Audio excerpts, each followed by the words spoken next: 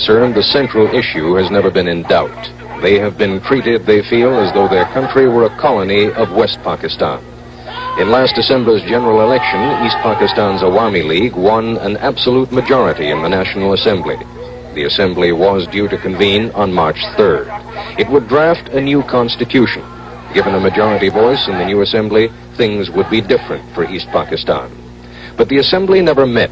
Under pressure from West Pakistan's political leader, Ali Bhutto, President Yahya Khan postponed the Assembly for 3 weeks. Under the leadership of Sheikh Mujibur Rahman, the Bengalis took to the streets. The situation became so critical that President Yahya himself flew here to Dhaka to meet personally with the Sheikh. The meetings were so private that no member of the press has yet seen or photographed the two men together. Finally, the third protagonist was summoned from Karachi. Ali Bhutto arrived in Dhaka surrounded by machine gun-toting bodyguards. The hotel where he stayed became an armed camp, cordoned off by the army. The precautions were necessary. In a competition for the most hated man in East Pakistan, Ali Bhutto would win in a walk. Within 24 hours of Bhutto's arrival in Dhaka, President Yahya postponed the National Assembly yet again, this time indefinitely. The Bengalis used the occasion to proclaim a kind of de facto independence. To the crack of a 1.5 gun salute, a rifle and what looked to be a Luger pistol, student groups hoisted the new Bangladesh flag before a crowd of some 10,000 people.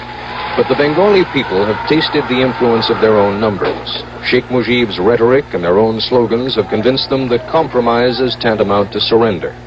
This is Ted Koppel, ABC News, Dhaka. There's civil war in Pakistan tonight. Federal troops are reported fighting mobs armed with rifles and even sticks and stones in Dhaka, Chittagong, and other major cities in East Pakistan. In a radio broadcast, President Yahya Khan accused East Pakistan's leader, Sheikh Mujibur Rahman, of treason and ordered the army to take any steps necessary to restore the authority of the government. A clandestine radio station calling itself the Voice of Independent Bengal broadcast that Rahman has declared East Pakistan an independent nation. In Dhaka yesterday, Rahman, who has long fought for self-government for East Pakistan, addressed a rally of his followers. The 51-year-old sheikh is the leader of the Awami League, a political party that won a landslide victory in national elections last December. It was the country's first freely elected National Assembly in its 23-year history. But because of differences between Rahman and President Khan, the Assembly has never been convened. There are some 75 million persons in East Pakistan, and the feeling is strong there that the central government, 1,000 miles away in West Pakistan, has been treating them as second-rate citizens. The fact is that East and West have little in common, even speaking different languages. Rahman has asked if anybody can stop East Pakistan's drive towards self-government. Oh, nobody can stop it. Autonomy of East Pakistan? Nobody can stop it. Autonomy? Oh, definitely. No can stop my autonomy. More than that. More than autonomy. No question of this and that. I want my rights. Emancipation. I want my emancipation. West Pakistan cannot do anything about it. Who can do anything when 70 million people are united behind us? Even with the army. What damn army can do? We don't care for them. They can suppress my people with bullets. So you're already the chief of independent Bengal. De facto, not legally, but de facto. What? I am representing the people of Bengal. Legally, morally, I am the man who can govern this country. There are some 1,100 Americans in East Pakistan, and so far as is known, none of them has been harmed in the violence. The State Department has not decided whether they should be evacuated. Good evening. Civil war has broken out between the two halves of Pakistan, a country separated by 1,000 miles of Indian territory in a move by the British a quarter of a century ago to provide separate homelands for the Muslim Pakistanis and the Hindu Indians. Now, East Pakistan, which has only 15% of the land but considerably more than half of the people, feels it's being treated as a colony. Last December, there were elections, and the Awami League of East Pakistan, led by Sheikh Mujibur Rahman, won a majority of the seats in the National Assembly, which runs both halves of the country.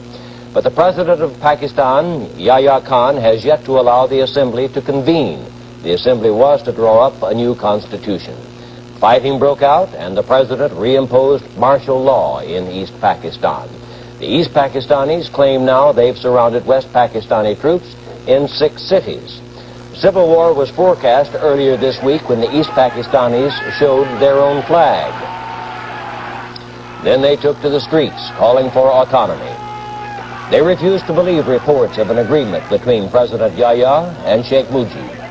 And Mujib encouraged them while negotiating with Yahya. He moved easily among the demonstrators at the rallies. A tall, imposing figure, a consummate politician, he's become a symbol of the frustrations of the East Pakistan people who claim they're treated as second-class citizens. Mujib has two powerful advantages. East Pakistan produces most of the world's jute and earns badly needed foreign exchange, and East Pakistan buys 40% of everything made in West Pakistan. Zulfikar Ali Bhutto, the leftist who is Yahya's chief opposition in West Pakistan, has complicated the situation. He has fought to keep Mujib and Yahya from reaching agreement. But Mujib seems supremely confident that he would win in the end. And behind the cause. Are you sure to win this cause? Nobody can stop it. Autonomy of East Pakistan? Nobody can stop it. Autonomy? Oh, definitely. Who can stop my autonomy? More than that. More than autonomy. No question of this and that. I want my rights. Emancipation. I want my emancipation. I want to live like a free citizen of a free country. You mean independence? That I don't mean. Yeah. It can be done many ways. Ultimately, it can be done many ways. Slowly, by amicable settlement, by many ways it can be achieved. and West Pakistan cannot do anything about it.